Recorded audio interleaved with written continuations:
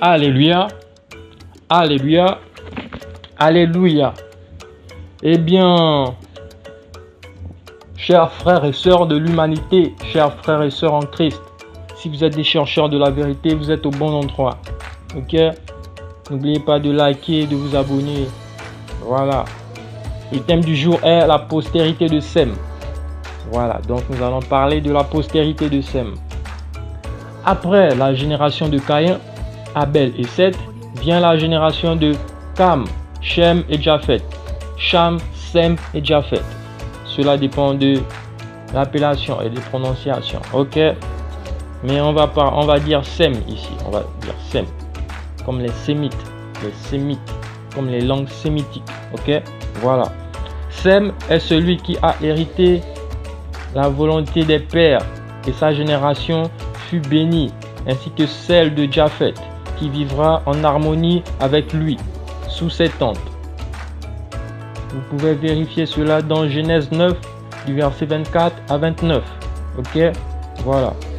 De cette même façon, ceux qui, en ces temps, parleront ou porteront, disons, le fruit de la moquerie envers les choses sacrées, envers les ancêtres saints, envers la parole de vie qui est vérité, mais aussi paix, partageront le sort de Cham, disons le sort de Cam, et seront les esclaves de ceux qui accepteront la paix en ce monde.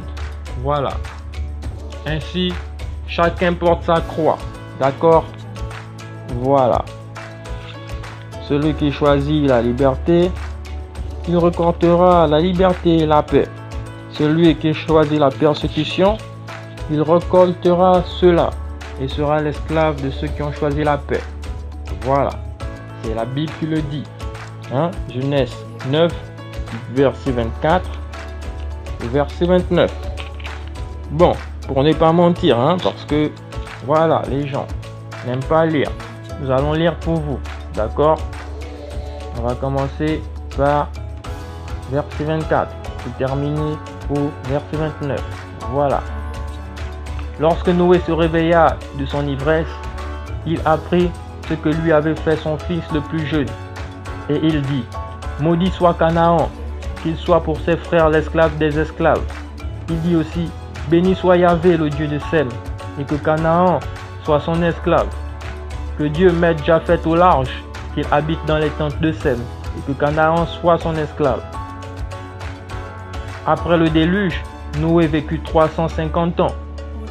Toute la durée de la vie de Noé fut de 950 ans. Oui, il mourut. Voilà. Donc, ce que nous disons, c'est vrai. Israël est sorti de Sem. Les Israélites sont des Sémites. Ok? Ils portent en eux la bénédiction de Sem. Et les Sémites sont consacrés à Dieu le Père, qui est différent de Zeus, ou encore moins de Chronos. Ici, il ne s'agit pas des mythes, mais des identités. On te reconnaîtra pas par la couleur de la peau, ni par le sang, mais on te reconnaîtra par tes bonnes œuvres. Ok? Voilà pourquoi les descendants de Sem ont dit qu'il arrivera un jour où l'adoration de Dieu, du Dieu de Noé, ne sera plus respectée. La croyance en Dieu le multiple ne sera plus considérée. La foi sera écrasée, le culte des saints méprisé. Mais on reconnaîtra les fils du royaume par leur bonne sémence et non par leurs origines. Oui, parce que en ce moment parmi les Sémites, il y a des mauvais, des gens qui ont vendu leurs âmes, qui se sont consacrés à d'autres dieux et à d'autres divinités, des gens qui mentent de faire le bon culte, qui sont dans le mensonge, alors qu'ils pratiquent la sorcellerie. Ok? Voilà. Ce qui fait que là, on reconnaît les vrais Sémites rien que par leurs actions et par leurs œuvres, plus par leur sang. D'accord? Voilà. Mais sachez que nous sommes à notre apogée et le monde est rempli d'impies en ce moment. Oui. Mais le sacrifice du Seigneur, Jésus-Christ a payé, et le sacrifice de toutes les âmes innocentes fait, ce sacrifice qui est fait par les oppresseurs à la recherche du pouvoir est à son apogée. Nous sommes dans l'ère de l'évangélisation. et seule la parole restera. Ok? Voilà. Comme a dit le Fils de Dieu, la vérité nous affranchira. Le consolateur nous annoncera la bonne nouvelle.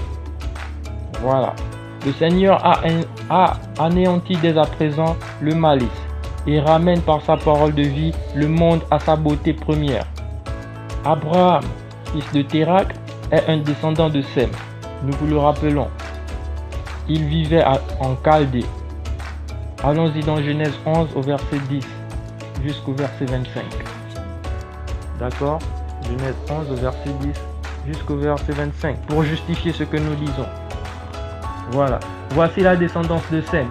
Quand Sem eut 100 ans, il engendra Arpachshad, 2 ans après le déluge. Après la naissance d'Arpachshad, Sem vécut 160 ans, 500 ans plutôt, et il engendra des fils et des filles. Quand Arpachshad eut 35 ans, il engendra Shéla. Après la naissance de Shéla, Arpachshad vécut 403 ans, et il engendra des fils et des filles. Quand Shéla eut 30 ans, il engendra Héber. Après la naissance de Héber, Shéla vécut 403 ans, et il engendra des fils et des filles. Quand Héber eut 34 ans, il engendra Péleg. Après la naissance de Péleg, Héber vécut 430 ans, et il engendra des fils et des filles. Quand Péleg eut 30 ans, il engendra Réu. Après la naissance de Réu, Péleg vécut 209 ans. Ok? Et il engendra des fils et des filles. Quand Réu eut 32 ans, il engendra Sérug. Après la naissance de Sérug, Réu vécut 207 ans. Et il engendra des fils et des filles. Quand Sérug eut 30 ans, il engendra Nahor. Après la naissance de Nahor, Sérug vécut 200 ans. Et il engendra des fils et des filles. Quand Nahor eut 29 ans, il engendra Téra. Après la naissance de Téra, Nahor vécut 119 ans, et il engendra des fils et des filles. Quand Téra eut 70 ans, il engendra Abraham, Nahor et Haran. Voilà, il engendra Abraham. Écoutez bien, Abraham est de la descendance de Sem. Ce que nous disons ici, c'est que de la pure vérité. Voilà. En quittant le pays de Our pour le pays de la descendance de Cam, le pays des Cananéens, la famille de Térak s'est arrêtée dans une ville, celle de Charan. C'est à cet endroit que le père d'Abraham est mort. Il n'a point vu le pays que l'Éternel a promis à son fils Abraham. C'est Genèse 12 du verset 1 à 3 qui nous le dit. Il avait dit à Abraham, quitte ton pays, ta parenté et la maison de ton père, pour le pays que je t'indiquerai. Je ferai de toi un grand peuple, je te bénirai, je magnifierai ton nom, sois une bénédiction. Ok? Je bénirai ceux qui te béniront et je réprouverai ceux qui te maudiront. Par toi se béniront tous les clans de la terre. Ok? Voilà. Abraham partit comme lui avait dit Yahvé. Et Lot partit aussi avec lui. Ça, c'est jusqu'au verset, j'ai même lu le verset 4. C'est pas grave. Allons-y à Genèse 11, du verset 31 à 32, pour dire que son père était avec lui quand il s'est déplacé. Ok? Genèse 11, du 31e au 32e verset. Téra prit son fils Abraham, son petit-fils Lot, fils d'Haran, de Haran, et sa bru Sarai, donc la femme d'Abraham. Il les fit sortir d'Our. Je dis bien Téra.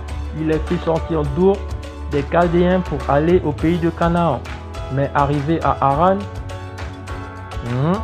ils s'établirent. Ok? La durée de la vie de Téra fut de 205 ans. Puis il mourut à Haran. Voilà. Donc, il s'est déplacé. Toute la famille s'est déplacée. Le père d'Abraham, Abraham, sa femme et son neveu, ok, ils se sont tous déplacés ensemble. Mais seulement, le père d'Abraham n'a pas pu arriver à la ville qu'on avait promis à Abraham, que Yahvé a dit à Abraham, quitte ton pays. Hein? D'accord. Voilà. Son père n'a pas vu cette ville. Parce que cela a été promis à Abraham et non à son père. D'accord? Voilà. Malgré la mort de son père en chemin, Abraham n'a pas perdu sa foi. et fit ce que l'Éternel avait demandé. Genèse 12, du verset 4 à 9. Abraham partit comme lui avait dit Yahvé et Lot partit avec lui. Abraham avait 75 ans lorsqu'il quitta Haran, la ville là où est mort son père. Abraham prit sa femme Sarai, son neveu Lot, tout l'avoir qu'il avait amassé et le personnel qu'il avait acquis à Haran. Ils se mirent en route pour le pays de Canaan et ils arrivèrent. Voilà.